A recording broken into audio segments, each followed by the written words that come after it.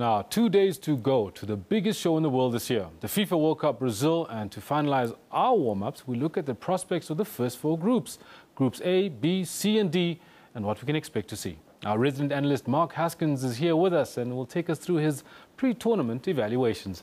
Good morning, Mark, and thank you for coming through again. It's good to be here, thank you. I believe that you've got a whole bunch of predictions as well. Something like that, yeah. We'll see how we go along. All right, well, let's start right to the beginning. Brazil against Croatia, and this is in Group A. With home ground advantage as well as Neymar, they are the outright favourites, aren't they? Yeah, I mean, Brazil are definitely, they've been made favourites for the tournament itself. But if their last warm-up game against Serbia is anything to go by, we'll know that it's not going to be that easy for them. They still have to play and win these games, and they're not easy games. Croatia itself, they've got the likes of Modric, Mandzukic, Jelavic. They can all cause problems, so Brazil are still going to have a tough time. Right, and then we'll look at what else is faced in Group A. We've got Cameroon against Mexico. That's their first match as well. What do you think about Cameroon's chances? Cameroon, I think they need to really play this group smart. I think Mexico have been struggling of late. I mean, they used to dominate the CONCACAF region, but now they've had to go through playoffs to get to the World Cup. So they've really been struggling, and Cameroon are going to have to capitalize on that if they want to really do well. I think that's probably going to be the easier game. There are no easy games, but if I had to say call an easy game for them, their best chance would be against Mexico. Not against Croatia or Brazil, hey? And I think against those two, it's going to be a tough game. All right, let's see. Predictions for Group A? I would probably say Brazil-Croatia if I have to. It breaks my heart to say that, but Brazil-Croatia. All right, interesting, that one. Okay, let's go to Group B. All right, now opening match for Group B is literally a repeat of the 2010 final. Spain against Netherlands. This one promises to be an absolute cracker. Yeah, no, definitely. There's so many groups of death in this draw, and this is one of them. Spain-Netherlands is going to be a humdinger, I would say. I mean, if the last World Cup final is anything to go by. And I think for them, this is going to be a key game because the loser in this game is going to be under pressure as well because Chile are a very good team as well. So if either one of them loses this game, they're under pressure in their games against Chile and Australia. And so that could make this group really interesting, and we could see a giant going out early. Really? So, and basically Australia are going to be the whipping boys here, hey? Yeah, of late, if you look at their build-up games as well, they didn't inspire much confidence. So I think they would probably be the whipping boys of the group. And Chile have looked really good in their build-up games. So I think between Netherlands, Spain and Chile, we're going to have some really interesting times there. Your prediction here? It's a tough one, but I would say Spain, Netherlands.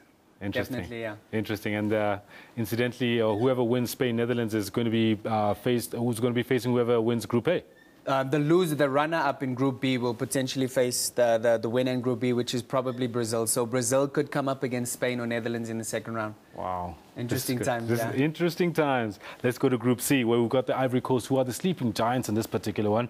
Will they finally reach their potential and make it through to the semis, maybe? You're right in saying they're sleeping giants, and we hope that the giants will be awake in this tournament because the funny thing with them, I actually prayed that they get a good draw.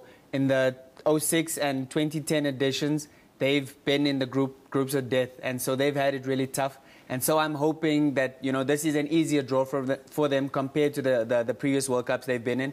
So I think they're my favorites in this group, and I hope they rise to the occasion. They've got the players, they've got the personnel to do it. It's just on the day, will they make it count? Do you think complacency might come into a little bit of action right here? I hope they've learned from the last group game, their last World Cups, that it's not easy. They have to win every game. Their build-up games, they haven't been entirely convincing, and I hope that counts in their favor, where they'll realize that they're really going to have to dig deep in order to come out of the group. But I do believe they have the ability to do it, and I think they will. Colombia, being the highest-ranked team, should do very well here. Colombia, yeah, but they've rested a lot of their hopes on Radamel Falcao, and he's not available for them. And I think that might count against them. It's a big loss for them. And so for me in this group, I think Japan are going to come through because they've looked really solid. In the last year, Japan have played, in November I think it was, they played against Holland. They drew 2-2. They beat Belgium, who are, I mean, a really quality team as well. So Japan have put together a really good team, and I think they're gonna be a team to watch. Very interesting. And the prediction for Group C? For me, Ivory Coast, Japan. Ivory Coast, Japan. Ivory Coast, Japan for Group C. You heard him, ladies and gentlemen. Ivory Coast, Japan for Group C. Let's go to Group D. Finally for today, well, that's what we're looking at. And it certainly also deserves the moniker Group of Death, because three of them are all potential quarterfinalists or semi-finalists. I mean, if you look at this, Uruguay, Costa Rica, England, Italy. In saying that they potential quarterfinalists, the three of them are previous winners as well. All three, Uruguay, Italy, and England, have won the World Cup before. So this is also a really tough group to call.